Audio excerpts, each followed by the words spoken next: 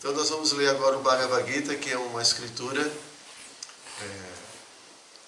mundialmente conhecido, principalmente para as pessoas que buscam autorrealização, yoga, é um grande clássico, é como a Bíblia para os hindus. E nós vamos ler aqui um verso, depois vai ter um significado, uma explicação dada por nosso fundador Acharya, Srila Prabhupada, e depois vamos fazer um pequeno comentário também, para acrescentar um pouco, elucidar alguns pontos, e após isso vamos deixar um espaço para vocês fazerem perguntas. Inclusive tem uma regra aqui na casa que quem vem pela primeira vez tem que fazer pelo menos uma pergunta, né? Eu já vou pensando. Então. Por isso que eu já adiantei para vocês se prevenirem. Pegar de surpresa não dá, né? Ok. Repitam, por favor. Om Namo Bhagavate Vasudevaya. Om Namo Bhagavate Vasudevaya. Om Namo Bhagavate Vasudevaya. Om Namo Bhagavate Vasudevaya.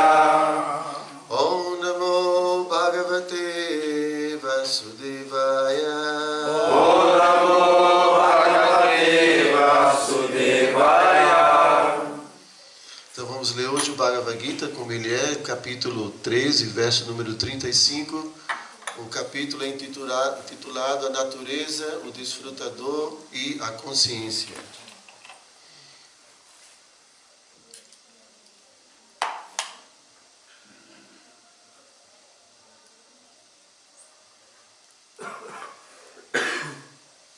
Então repitam, por favor. Kshetra Kshetragyayo Evam Antaram Jnana Chakshusha Bhuta Prakriti Moksham Cha Ye Viduhu Janti Te Param Kshetra Kshetragyayorevam Antaram Jnana Chakshusha Bhuta Prakriti Moksham Cha Je Viduryamti Te Param Kshetra Kshetragyayorevam Antaram Jnana Chakshusha Bhuta Prakriti Moksham Cha Je Viduryanti Te Param Kshetra Kshetragyayorevam Antaram Jnana Chakshusha Bhuta Prakriti Moksham Cha Je Viduyanti Te Param. Devotos. Kshetra Kshetragyayorevam Antaram Jnana Chakshusha Bhuta Prakriti Moksham Cha Viduryanti Te Param.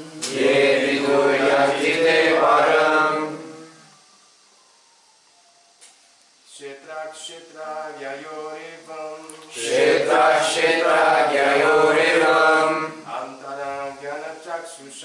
Antaram Jnana Chakshusha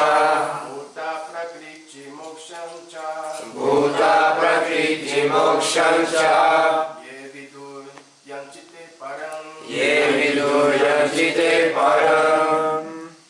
Então, Kshetra do corpo, Kshetragyayo do proprietário do corpo, Evam, assim, antaram, a diferença. Jnana Chakshusha, através da visão do conhecimento. Bhuta, da entidade viva. Prakriti, da natureza material. Moksham, a liberação. Cha, também, de aqueles que Viduhu, conhecem. Janti, se aproximam, te, eles parão o Supremo. Então, a tradução e os significados foram dados por sua divina graça, Srila Prabhupada. Aqueles que com os olhos do conhecimento veem a diferença entre o corpo e o conhecedor do corpo, e podem também compreender o processo que consiste em libertar-se do cativeiro da natureza material, alcançam a meta suprema. Então repitam, por favor. Aqueles que com os olhos do conhecimento. Aqueles que com os olhos do conhecimento Veem a diferença entre o corpo e o conhecedor do corpo. veem a diferença entre o corpo e o conhecedor do corpo. E podem também compreender o processo E podem também compreender o processo que consiste em libertar-se do cativeiro da natureza material. que consiste em libertar-se do cativeiro da natureza material. Alcançam a meta suprema. Alcançam a meta suprema. Então vamos ao significado. O significado deste 13º capítulo é que se deve saber a distinção entre o corpo, o dono do corpo, e a super-alma. Deve-se reconhecer o processo de liberação como se descreve nos versos 8 a 12. Então a pessoa pode dirigir-se ao destino supremo. A pessoa fiel que quer ouvir sobre Deus deve primeiro procurar uma boa associação e assim aos poucos se iluminar. Se alguém aceita um mestre espiritual, pode aprender a distinguir entre matéria e espírito, e isto se torna o ponto de partida para uma melhor compreensão espiritual. O mestre espiritual, através de várias instruções, ensina seus alunos a livrarem-se do conceito de vida material. Por exemplo, no Bhagavad Gita, verificamos que Krishna instruiu Arjuna para libertá-lo dos ideais materialistas. Pode-se compreender que este corpo é matéria. Podem-se analisar seus 24 elementos. O corpo é a manifestação grosseira, e a manifestação sutil é a mente e os efeitos psicológicos. E os sintomas de vida são as interações dessas características.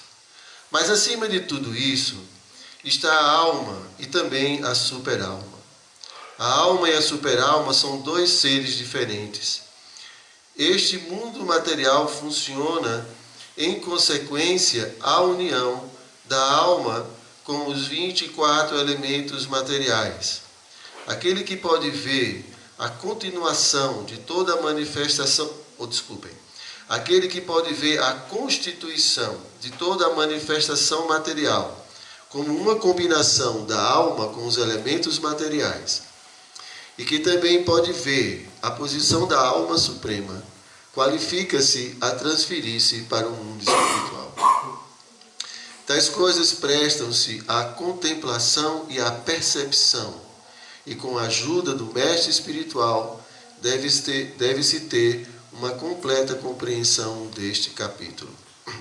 Om Jnana Timirandasya Gyanam Jnana Shalakaya Chakshu Militam Jena Tasmai Shri Gurave Namaha Namo Vishnu Padaya Krishna Prestaya Bhutale Srimati Hridayananda Goswami Niti Namine Namo Vishnu Padaya Krishna Prestaya Bhutale Srimati Bhaktivedanta Swami Niti Namine Vanchakau Pataru Yascha Kripa Sindhu Vyaeva Cha Patitanam Pavanebhyo Vaishnavebhyo Namo Namaha. Então aqui, esse é o último verso do 13º capítulo. E esse verso Krishna mais ou menos conclui o conteúdo desse capítulo. Esse capítulo se inicia com uma pergunta de Arjuna. Justamente, Arjuna queria elucidar esse ponto acerca sobre a diferença entre o corpo, a alma, o ser espiritual e a superalma, que é a alma suprema, ou a consciência suprema dentro de cada um dos corpos materiais. E Krishna, em todo esse capítulo, Krishna vai explicando exatamente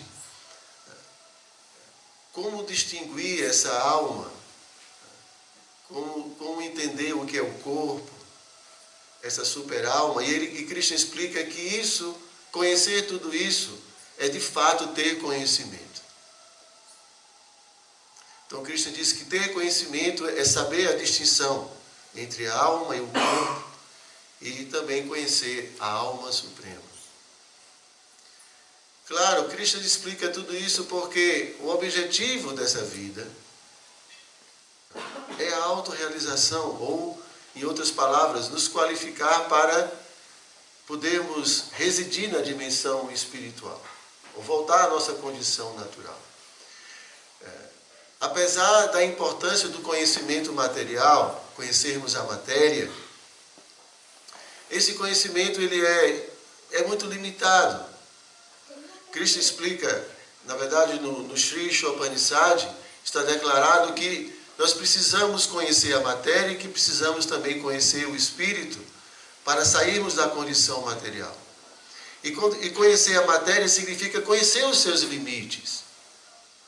E conhecer, através do poder de discriminação, nós vamos poder compreender quem somos nós. Então, compreender a matéria tem a sua importância, mas não é suficiente. Nós podemos observar que hoje, o homem, o ser humano, ele desenvolveu uma compreensão, um conhecimento muito vasto acerca da matéria. E ele consegue manipular a matéria de muitas formas. Mas apesar de tudo isso, apesar desse poder, nós não conquistamos paz, nós não conquistamos felicidade. Muito pelo contrário. Devido à falta de iluminação, porque vida espiritual significa se iluminar. A vida espiritual, ela não elimina a vida material. Mas a vida espiritual nos ilumina de tal forma que a gente pode caminhar nesse mundo de forma adequada, de forma sábia. E uma prova disso é que, devido à falta de iluminação de muitos cientistas e de muitos líderes, apesar de toda a conquista que poderia trazer para toda a humanidade muitos avanços, avanços no sentido de qualidade de vida, verdadeira qualidade de vida, devido à falta de iluminação, essas conquistas têm sido utilizadas para controlar as pessoas, para subjugar as pessoas. Porque normalmente quem tem poder e não tem iluminação, a primeira tendência é dominar o mais fraco. Quem é mais forte tem a tendência de dominar o mais fraco. Mas quando se tem iluminação, o mais forte, quando é iluminado, ele vai usar a sua força para proteger aqueles que são mais fracos. E aqui Krishna, Prabhupada, no seu significado, remete aos versos de 8 a 12, onde Krishna vai explicar justamente o que é conhecimento, ou o que é uma pessoa iluminada, ou como uma pessoa iluminada de fato ela age. Em outras palavras, quando uma pessoa tem de fato conhecimento, como ela se comporta? O que esse conhecimento muda no comportamento das pessoas? Então, eu vou ler esses versos que são muito interessantes.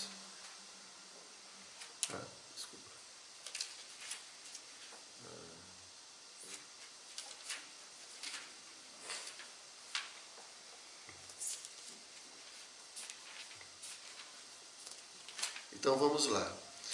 O verso é o seguinte: humildade, modéstia, não violência, tolerância, simplicidade, aproximar-se de um mestre espiritual genuíno, limpeza, firmeza, autocontrole, renúncia aos objetos de gozo dos sentidos, ausência de falso ego, a percepção segundo a qual o nascimento, a morte, a velhice e a doença são condições desfavoráveis, desapego, está livre do enredamento com filhos, esposa lá e o resto, equanimidade diante de acontecimentos agradáveis e desagradáveis, devoção constante e imaculada a mim, aspirar a viver num lugar solitário, afastar-se da massa geral de pessoas,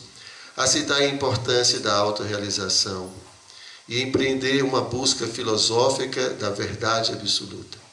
Declaro que tudo isto é conhecimento e algo diferente disto é ignorância. Então aqui Krishna explica nesse último verso que nós acabamos de ler, o verso de hoje, que não só precisamos compreender a diferença entre a alma e o corpo, mas também nós devemos praticar esse processo de autorrealização e que é citado nesses versos de 8 a 12 que lemos agora. Então, em outras palavras, a vida espiritual requer que todos nós pratiquemos os valores e as virtudes humanas. Se apenas praticamos as regras e regulações das Escrituras, ou os processos, né, e negligenciamos o cultivo dos valores superiores, essa prática, ela não é favorável. Nós podemos, assim, exemplificar que existem muitas pessoas que praticam algum processo de vida espiritual, mas o comportamento deixa muito a desejar. Não é? Muitas vezes são violentos. E, inclusive, as pessoas até criticam certas determinadas tradições religiosas pelo comportamento agressivo. Hoje é muito comum isso. Então, como explicar, como justificar, né, que pessoas que se dedicam a Deus ao mesmo tempo são tão violentas? Ninguém aceita isso. Porque é completamente incompatível. Prabhupada explica que a alma, ela possui as mesmas qualidades da alma suprema. Porque todos nós somos partes de Deus, somos partes integrantes de Deus. Então nós herdamos também as mesmas qualidades, só que de forma diminuta. Então, para dar um exemplo de uma grama de ouro, tem as mesmas qualidades do ouro que você encontra numa montanha de ouro. A diferença é a quantidade. Ou então uma gota de água do oceano tem as mesmas qualidades do oceano. Tem as mesmas propriedades químicas, só que a quantidade é bem diferente. Então, por exemplo, a alma, ela tem a característica de ser consciente. Nós temos consciência. Podemos conhecer as coisas. A capacidade de conhecer, a individualidade, tudo isso é produto da consciência. Mas nós não somos a consciência suprema. Eu não sou consciente do que se passa com vocês. Mas Deus, como sendo onisciente, Ele tem essa capacidade. Então, em outras palavras, quando uma alma ela está avançando espiritualmente, em outras palavras, quando as coberturas materiais elas vão sendo retiradas de sobre a alma, então todo o brilho e as qualidades dessa alma se manifestam naturalmente. E esse é o verdadeiro sintoma do avanço espiritual. em uma conversa entre Sanatana Goswami e Chaitanya Mahaprabhu, Chaitanya Mahaprabhu fala exatamente sobre isso, que você pode distinguir o avanço espiritual de alguém por suas virtudes. Jesus também fala isso, né? Você conhece uma árvore pelos frutos que ela dá. Em outras palavras, pelo comportamento. Quem tem de fato conhecimento, quem aprendeu realmente sobre a alma, sobre a matéria, sobre a realidade última, tem um comportamento diferente. E ele ele vive essas virtudes e esses valores como uma coisa natural. Mas nessa caminhada espiritual nós devemos nos esforçar para cultivar esses valores. Prabhupada falava que a gente tem que ter uma atitude assim positiva ou proativa. Por exemplo, em relação à humildade, nós precisamos cultivar a humildade. E a humildade ela pode ser cultivada, prestando o devido respeito às pessoas, e assim por diante. E essas outras virtudes também. E isso é extremamente necessário. Porque se nós não cultivamos essas virtudes, esses valores, nós criamos um alicerce para a nossa vida que não tem força, não tem base.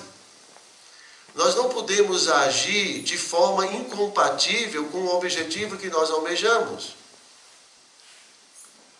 Prabhupada, por exemplo, nos deu 4 princípios para seguir. Prabhupada fala dos 4 pilares da vida espiritual e os 4 pilares da vida promíscua, da vida irreligiosa.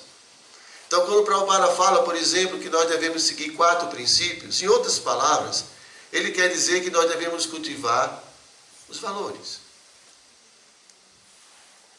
Porque ele fala que quando a gente evita certas atitudes, nós vamos desenvolver, ou pelo menos não vamos, não vamos ir de encontro aos valores que a gente precisa desenvolver. Então, muitas vezes, os devotos que praticam a consciência de Krishna ficam muito apegados apenas a cumprir as 4 regras regulativas. Então, não se intoxicar, né? Não comer carne, nem peixe, nem ovos, não mentir, né? A veracidade. Mas, vejam bem, a gente não pratica jogos de azar para desenvolver veracidade.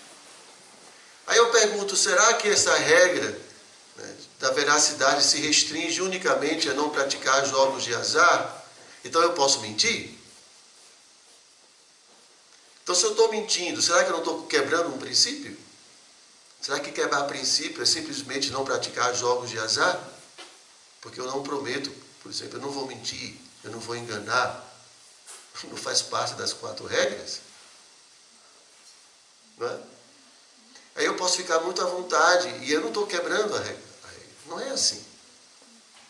Prabhupada explica que os jogos de azar, eles fazem parte, ou ele constitui um pilar da vida promíscua, da vida irreligiosa.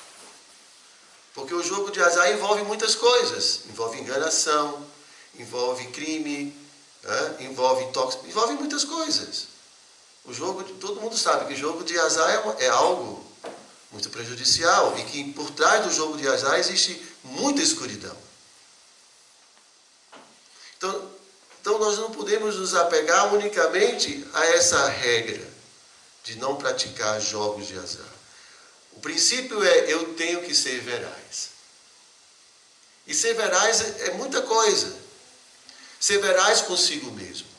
Não é só falar a verdade. Será que eu sou veraz comigo mesmo? Será que eu sou coerente nas minhas atitudes? Será que eu digo sim para aquilo que eu acredito e me esforço para me dedicar a ser coerente com minha inteligência e com aquilo que eu acredito, isso é a veracidade. A veracidade é algo muito mais amplo. Envolve o cultivo de muitas atividades, de muitos valores. Isso é conhecimento, isso é cultivar conhecimento. Então, outro princípio que a gente segue é não comer carne, nem peixe, nem ovos. Mas lógico que o princípio que Prabhupada quer que a gente desenvolva é a não violência. É a misericórdia, a compaixão. Então eu evito de comer carne, peixe e ovos, mas eu posso matar as pessoas, eu posso brigar, eu posso ofender, posso criticar, e eu não estou quebrando o princípio. Será que é assim? Será que se eu grito com alguém, se eu sou violento com alguém, eu não estou quebrando um princípio? Claro. Eu estou indo de encontro à meta desejada, que é amor. Amor puro por Deus. E amor puro por Deus não é só por Ele. Porque, na verdade, quando o amor se manifesta no coração, esse sentimento é para todos os seres. O próprio amor, ele tem o seu impulso de querer satisfazer e ver todos felizes. Essa é a natureza de amar. E é isso que a gente precisa alcançar. E como, sendo violento, eu vou conseguir amar alguém? Como desrespeitando alguém eu vou conseguir amá-lo? Isso não é possível.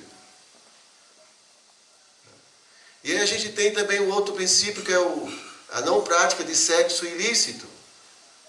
Tudo bem, então, tudo bem, eu não vou praticar sexo ilícito, mas eu posso, por exemplo, contemplar, eu posso desejar, desfrutar de muitos corpos, posso ser, sei lá, sensual, posso sim, ter um comportamento sensual, luxurioso. O princípio é pureza. É muito diferente. A pureza significa que eu sou uma pessoa livre para me relacionar e nunca vou cobiçar o que o outro tem para o meu desfrute.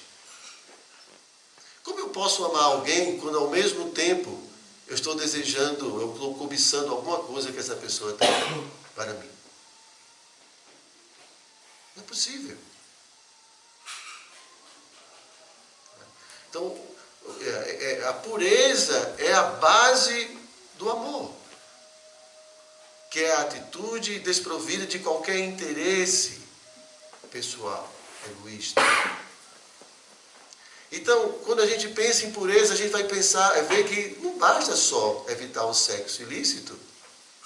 As nossas relações, os nossos relacionamentos têm que ser puros. Nós temos que cultivar isso. Então, dessa forma, o outro princípio jogos de azar. Não se intoxicar. Então, não é só não se intoxicar. A virtude que temos que desenvolver é a austeridade ou a fortaleza. A capacidade de enfrentarmos as dificuldades do dia a dia, a capacidade de cumprir com os nossos votos, né? De cumprir com nossos votos. Como é que a gente vai conseguir progredir espiritualmente? Porque para progredir precisamos de tempo, não é uma coisa do dia para a noite. Então precisamos ser muito fortes, precisamos ser austeros nesse sentido, de suportar as dificuldades, para alcançarmos o objetivo que estabelecemos para a nossa vida. Então aqui, Krishna explica para Arjuna que cultivar esses valores é uma prática espiritual. E que através dessa prática espiritual, conjugada com a compreensão de que eu não sou esse corpo, que eu sou um ser espiritual. Então, isso nos leva à perfeição. Então, nós temos que ter uma visão mais ampla sobre a vida espiritual. E não ficar apenas restrito a regras, a regrinhas.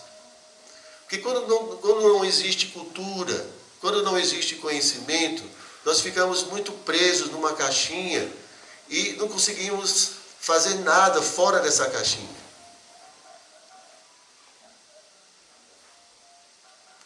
Então a gente tem que entender os motivos por trás dessas regras.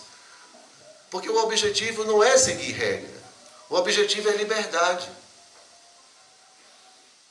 O objetivo é sermos livres, completamente livres, para poder amar perfeitamente Deus. Então Cristo fala dos princípios reguladores da liberdade. São os princípios que vão nos levar a uma condição de liberdade. Porque a nossa condição atual, como almas, não é uma condição de almas livres. Nós estamos presos a um corpo. E esse corpo tem tantos impulsos. A Juna mesmo pergunta a Cristo, o que é que nos leva a agir contra a nossa própria vontade? Isso indica que, às vezes, a gente quer fazer algo e o corpo quer fazer outra coisa completamente diferente, tem força suficiente para nos arrastar. Não é assim? Então, como é que a gente pode dizer que somos livres? Os sentidos têm seus impulsos. E a nossa mente? A mente é muito mais complexo. A mente é muito mais dominadora do que os sentidos.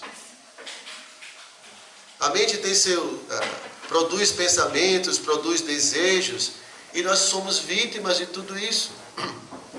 Então, essa alma, ela está presa a essa condição.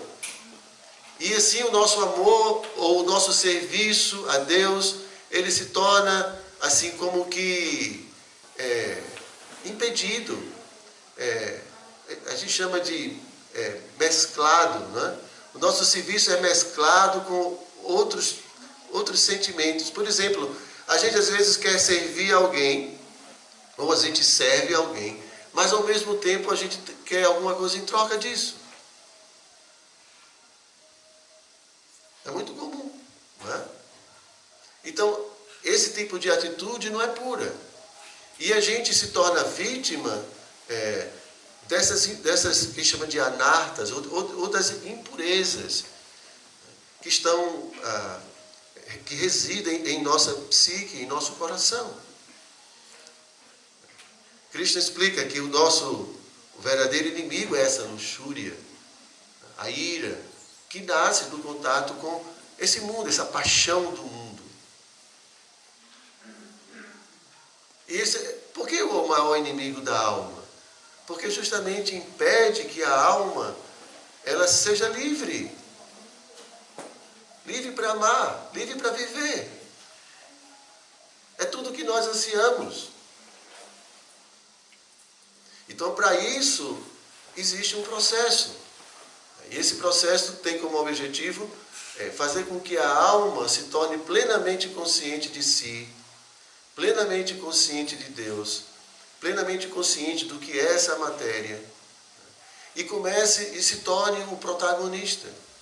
Ela agora vai decidir o que ela quer, e não ser uma escrava dos sentidos, e uma escrava da mente.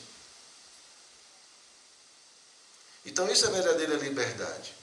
Agora, se ao mesmo tempo que a gente anseia por essa liberdade, a gente tem atitudes incompatíveis, isso não tem sentido. Então, quando o Prabhupada nos estimula a prometer, a seguir esses princípios, a gente tem que entender o que está por trás de tudo isso. Então, o Prabhupada quer nos levar a uma condição de liberdade. E quem insiste em dizer, ai meu Deus do céu, mas isso é muito difícil, isso é fanatismo, coisas desse gênero. Né? Porque não conhece, não entende bem as coisas. Ele não entendeu ainda a meta, ele não entendeu ainda o que é necessário para alcançar essa meta espiritual. Né? Então, sem uma vida ética, sem uma vida moral, sem uma vida assim pautada em cima das virtudes e desses valores superiores, nós não vamos conseguir liberdade. Nós não vamos conseguir verdadeiro avanço espiritual. E nós não vamos alcançar a meta. Então temos que ser pessoas melhores. Temos que ser pessoas boas de fato. Não é só pelo fato de estarmos numa religião, praticando alguma coisa. Isso é uma ciência espiritual. Como ciência, toda ciência mostra diferentes estágios de progresso, mostra sintomas e assim por diante. E sintoma de avanço é iluminação, é mudança de comportamento, é valores, é virtudes, porque a alma é isso. A alma é isso. Então, se a gente não está mudando a nossa vida, ou você já é perfeito, ou então você está com problemas. A gente tem que entender isso. E o que é mais interessante é que tudo isso é praticado no dia a dia. Não é dentro de uma igreja. O nosso campo é em casa, no trabalho, na rua. Onde a gente vai exercitar todas essas virtudes. Nossa humildade, nossa honestidade, nossa retidão, nossa não violência. Tudo diz respeito a relacionamentos. Interessante, né?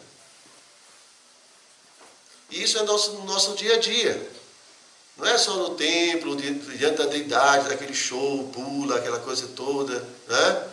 Mas quando vai em casa, bate na esposa, bate nos filhos, faz... Entende? Não funciona. Ou enche a cara, vai beber, ou então vai curtir. Coisas incompatíveis. Não. O processo é assim, no dia a dia. Por isso que Cristo nos deu essa vida. E nos deu relações para que a gente possa, através delas, crescer. Para que a gente possa cultivar tudo isso. Onde é que a gente vai cultivar essas coisas, gente? Sozinho? Não. A gente não pode fugir das relações. A gente não pode fugir das dificuldades. Tudo isso tem o seu papel no nosso crescimento. Ontem mesmo eu estava dando um seminário e a gente teve acesso a um exemplo muito interessante que Satinanda Maharaj dá sobre uma palmeira. Então tinha um mestre, um guru, que ele sempre dava suas palestras embaixo de uma palmeira que era muito inclinada assim. E ele tinha um apreço muito especial por essa palmeira. E um dia o discípulo perguntou: por que você está tão afeiçoado a essa palmeira? Então ele foi contar que quando ele era criança, ele era menor, ele achava aquela palmeira muito bonita, mas teve a atitude de querer destruir essa palmeira, ou testar alguma coisa assim. Pegou uma pedra muito grande e colocou em cima dessa palmeira. A palmeira ainda era pequena, estava em fase de crescimento. E com essa pedra, a palmeira começou a se inclinar, e ficou muito inclinada, assim, quase tocando no solo. Mas mesmo assim, com esse peso, ela continuou crescendo. E certo dia, houve uma tempestade muito grande. E todas as outras palmeiras do lado dela caíram e ela permaneceu intacta. Por quê? Porque devido ao peso, ela teve que desenvolver muitas raízes para suportar aquela condição. E aí, quando veio a tempestade, ela conseguiu suportar, porque ela estava preparada para isso.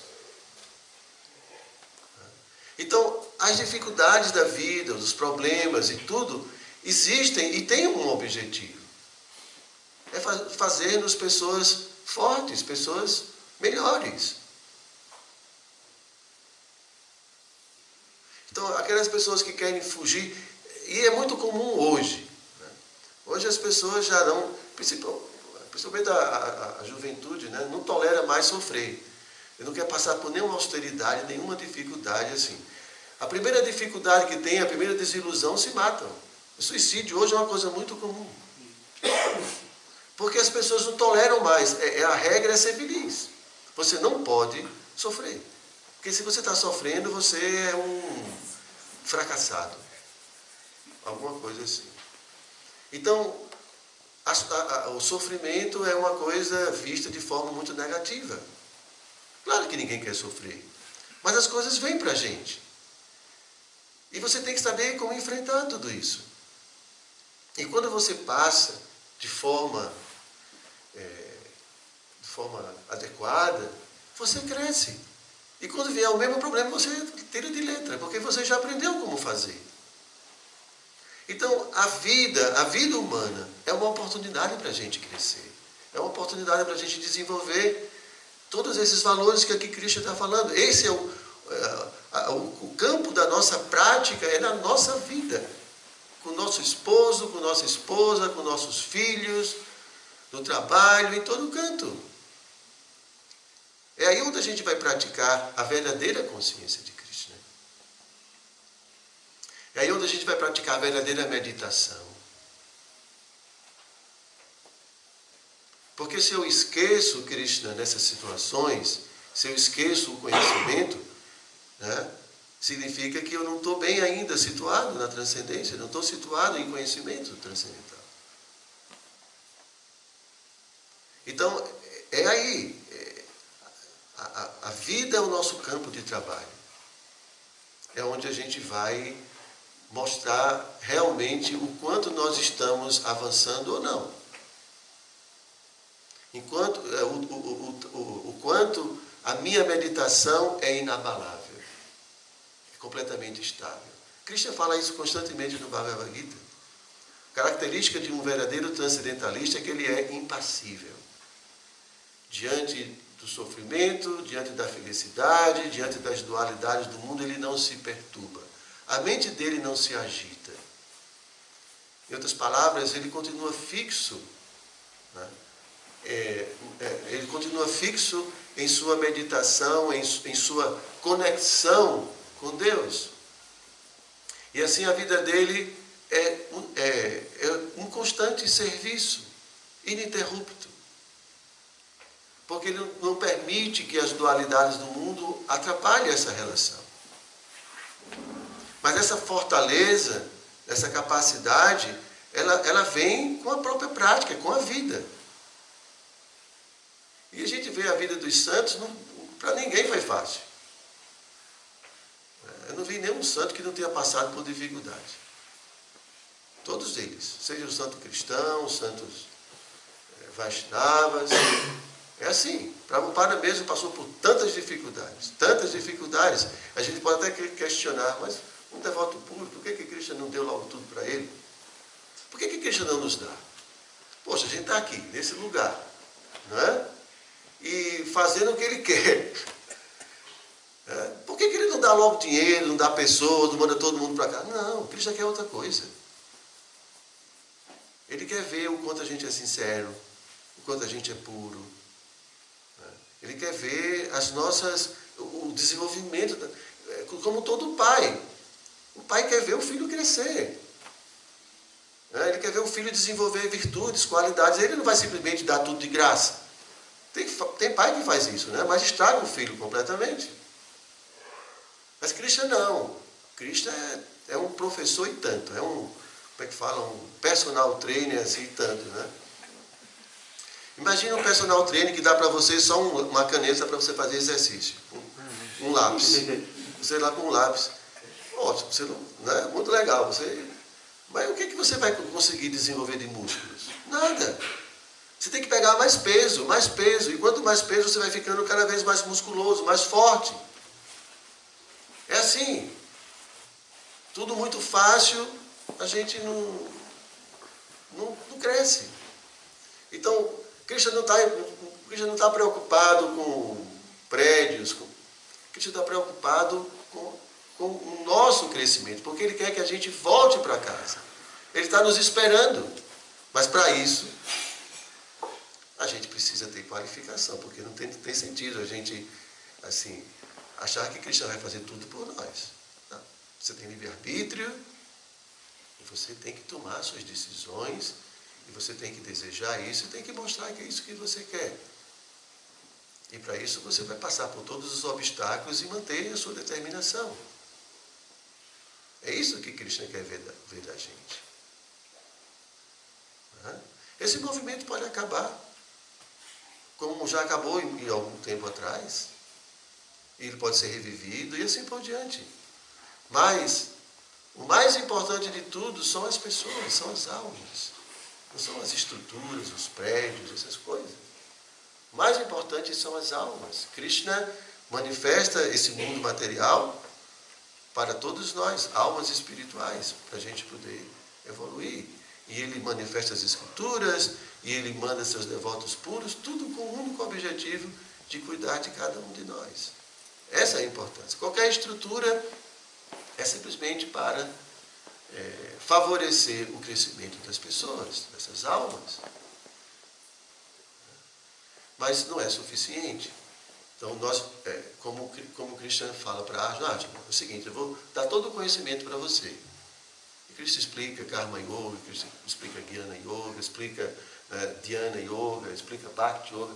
Krishna dá todas as ferramentas para Arjuna, todo o conhecimento para ele no final decidir o que ele vai fazer. Então Krishna fica lá, Krishna está do nosso lado. Mas Krishna não pegou o arco e flecha e atirou em alguém. Ele não fez isso. Ele falou, você, Arjuna, que tem que fazer. Eu estou aqui do seu lado para lhe ajudar no que for necessário. Vou dar todas as dicas para você. E Krishna é essa pessoa, essa super alma que está do lado do nosso coração, só esperando a gente olhar para ele. E Krishna, por favor, me ajude aí, eu não estou conseguindo fazer isso aqui. Como é que eu não tenho capacidade? Me ajude. E Krishna aprecia isso. Ele fala para a gente, pense em mim. Dependa sempre de mim em todas as circunstâncias, porque eu vou lhe proteger, você vai passar por todos os obstáculos. Conte comigo sempre. Krishna fala isso, ele quer isso da gente. Mas devido ao falso ego, a gente acha que eu tenho força, eu tenho inteligência, eu vou resolver. Então, Krishna deu para Arjuna todos os subsídios. Ele falou, Arjuna, todo mundo aqui já está derrotado. Pelo meu desejo, eu já fiz tudo isso. Mas eu quero que você vai ser o meu instrumento. E você tem que fazer. E Krishna precisa que a gente faça.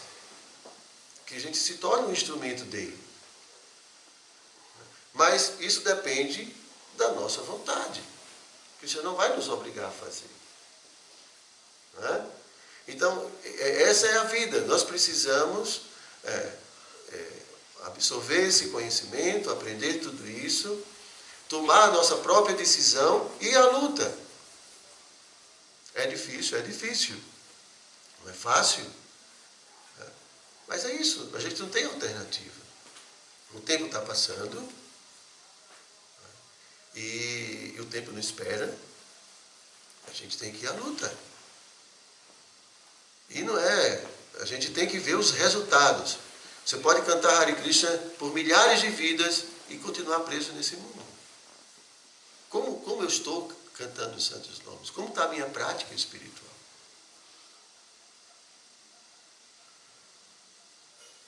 E a gente mede pelo nosso avanço, como é a nossa vida. Então não basta estar dentro de uma religião, não basta simplesmente estar seguindo as regras, isso não basta, não é suficiente. E a gente vê isso na prática. Então, nós precisamos nos autoanalisar e ver como está a minha vida espiritual. Será que eu estou me sentindo nutrido espiritualmente? Assim como a gente come um prato de praçada, aquele pratão, né? A gente se sente satisfeito. Será que a minha japa está trazendo felicidade, satisfação para mim? Ou eu estou só cantando porque eu tenho que cumprir com o objetivo? Eu tenho que cumprir com a regra. Terminei. Então, como está a minha nutrição espiritual? Estou lendo, estou estudando, estou aprendendo mesmo, estou compreendendo essa filosofia, né? Estou me tornando uma pessoa melhor, estou conseguindo controlar minha mente, minha luxúria. Como está a minha vida? Essa pergunta a gente tem que se fazer. Não basta só estar dentro de uma religião, não basta só seguir regras. Tudo isso tem um objetivo. E a gente tem que tem que observar se nós estamos alcançando esses objetivos. Então, acho que já passei da hora. E vou deixar um espaço para vocês fazerem perguntas, ou algum comentário. Pois não, Bruno? Maharaj, eu queria levantar uma questão que Krishna coloca no Bhagavad Gita para Arjuna, né, a respeito de verdade relativa, verdade absoluta. Não confunda o relativo com o absoluto, é daí que vem o dogma e tudo, né? Então, essa questão da mentira, né, da mentira, ela soa de forma absoluta, no sentido de que a gente perde a consideração de que, não sei se o senhor concorda comigo, que tem a mentira necessária e a mentira desnecessária. Né?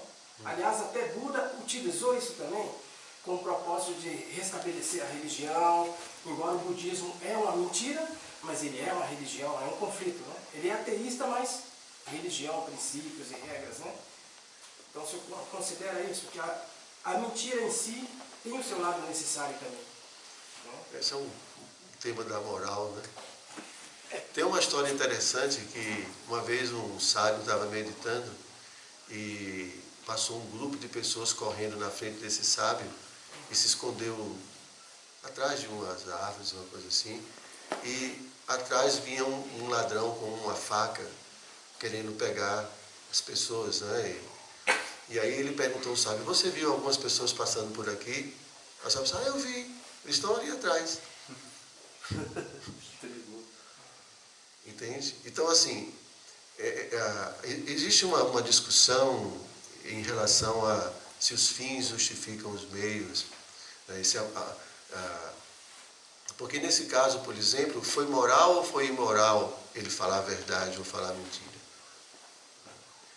Então, às vezes, a gente tem que falar uma mentira para salvar alguém, por exemplo. Se alguém entra na sua casa e de repente prende você, tem mais alguém aqui na sua casa? Aí você falou: tem, a minha filha está ali no quarto, a minha mulher está naquele outro quarto. Você vai dizer isso? Não. Então, não é imoral nesse sentido. Então, uma das formas de se observar o que a gente... o critério é o resultado, o propósito de tudo isso. Quando o propósito é para o bem, verdadeiro bem, então justifica. Se é para o bem. No caso também, de às vezes, que a criança pergunta para a mãe: como é que eu nasci, não sei o quê. E a mãe: não, a história da cegonha, é o jeito, né? Porque não, mas aí é outra situação. Isso é uma questão de que a criança não tem capacidade de entender. Não é uma questão moral, é uma questão prática. Ok? Agora é a sua pergunta. Estava aqui ansiosa. Que bom. Desculpa se eu falar alguma besteira, tá? Assim, fora de sentido.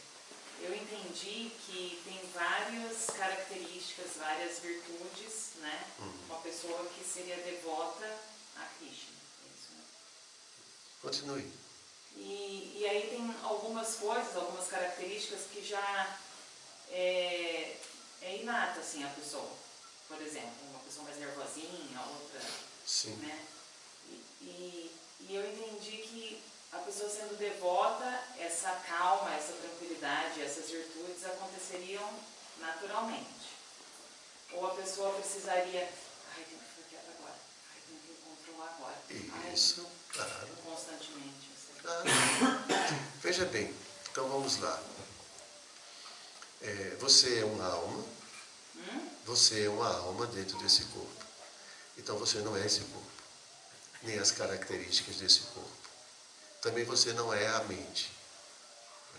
Você é alguém que está, além de tudo isso, observando a mente, observando o corpo.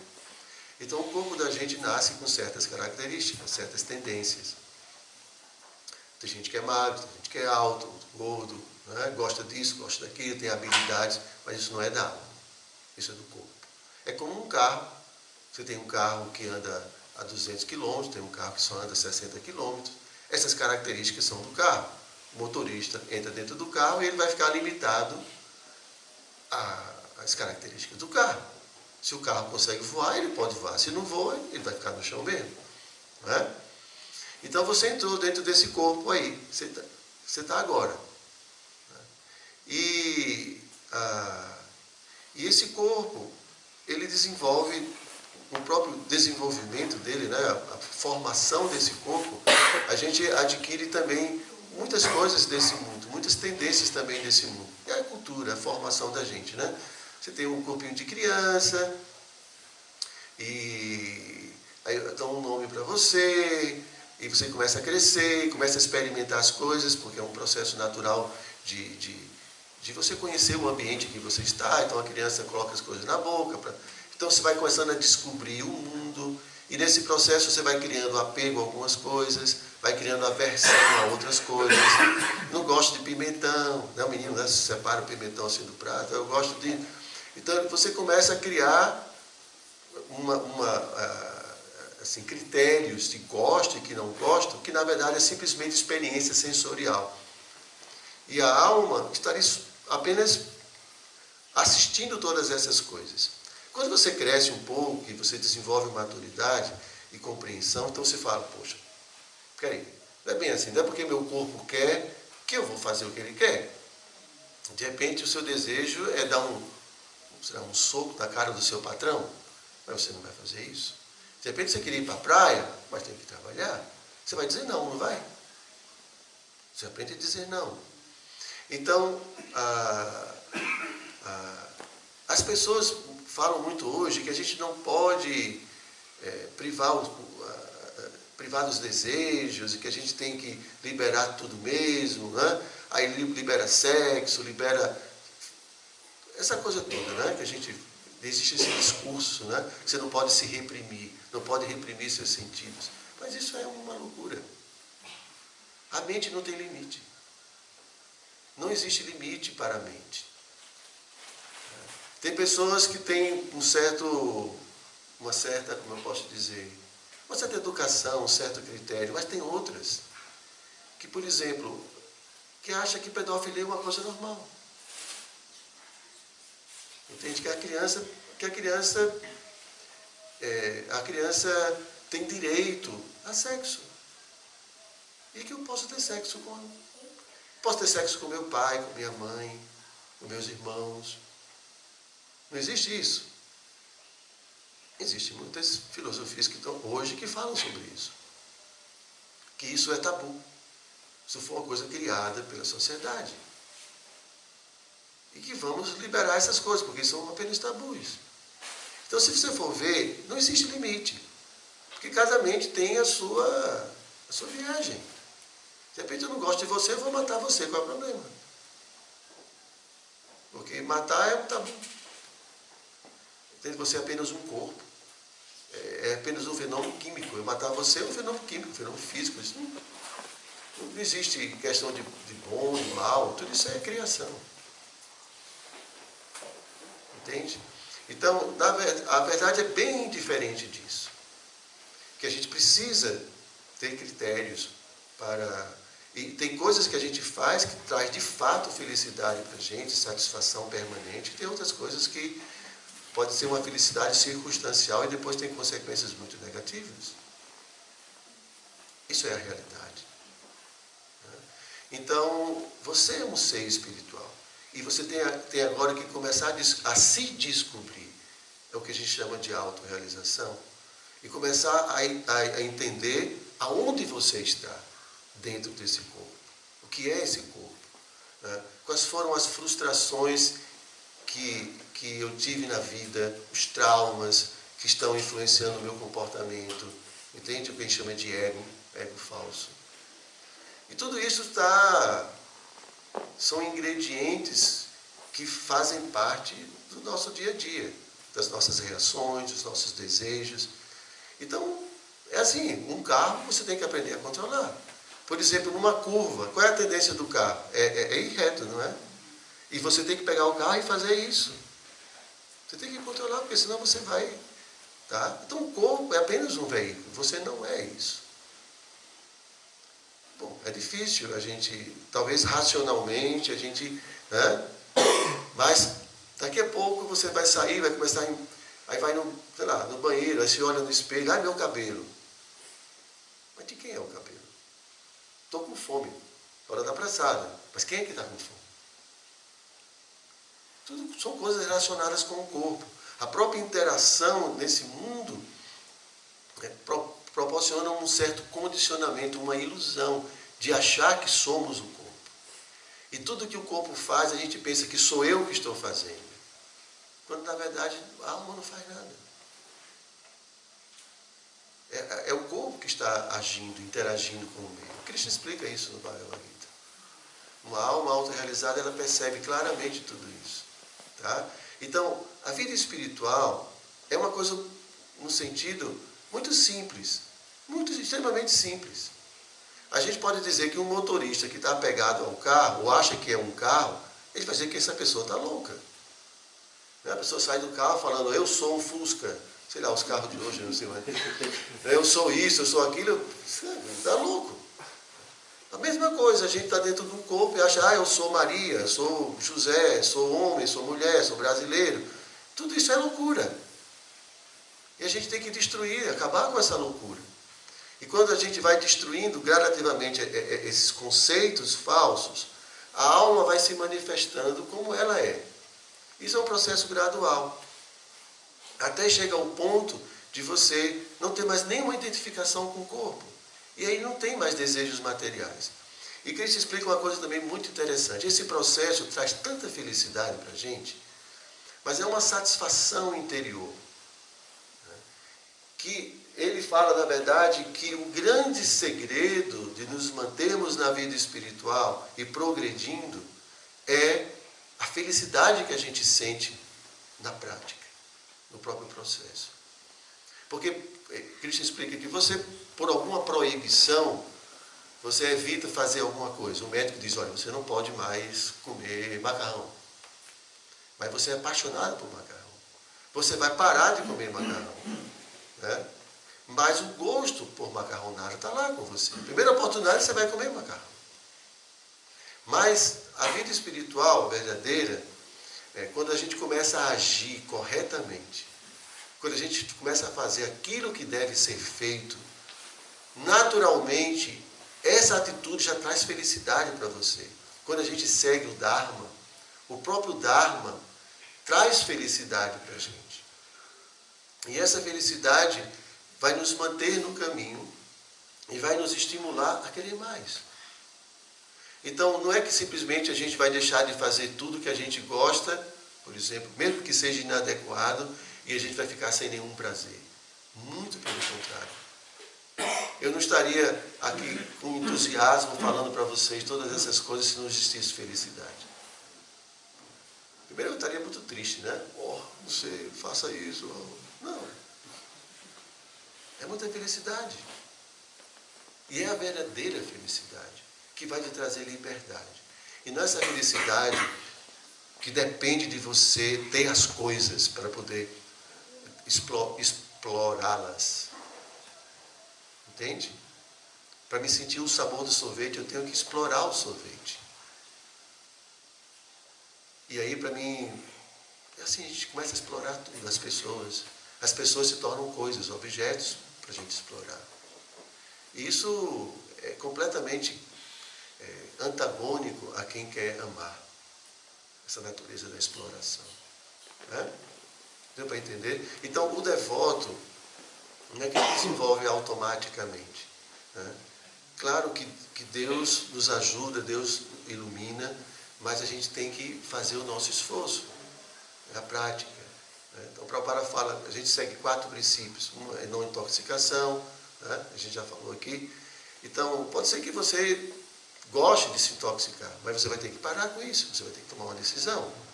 E você vai ter que fazer um esforço, porque os sentidos estão condicionados, estão viciados. Eles em dado momento vão querer arrastar você, e você vai dizer, não. Não é que... Agora, quando você tiver esse prazer superior, você vai estar tão satisfeita que automaticamente você renuncia às coisas, porque você tem algo melhor.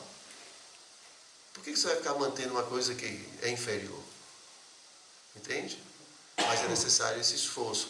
Então é necessário dar esses primeiros passos. Ter coragem para dar esses passos. Porque a partir disso aí as coisas vão vindo. E aí fica menos difícil. Porque aí você vai tendo realizações, tendo experiências.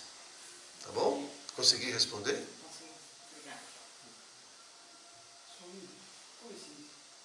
O senhor mencionou na Mideira.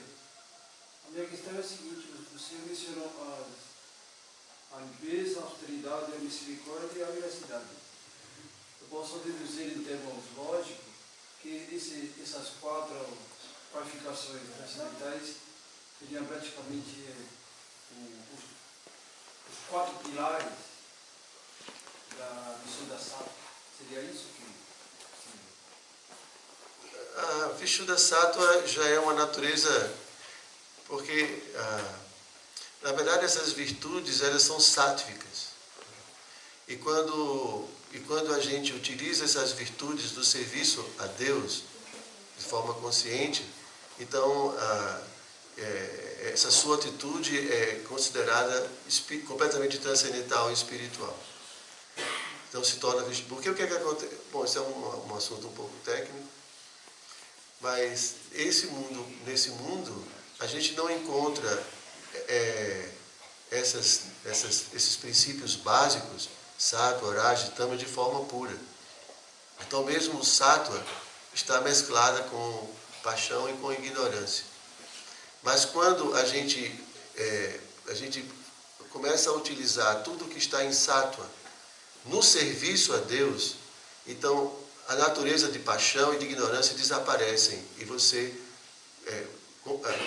purifica completamente tudo. Então, na verdade, Vishuddha-sattva é simplesmente um processo de purificar a natureza sátvica desse mundo material. Então, é a mesma natureza sátvica purificada. Por isso que é dito que primeiro nós temos que nos situar no modo da bondade. Todas essas virtudes são do modo da bondade.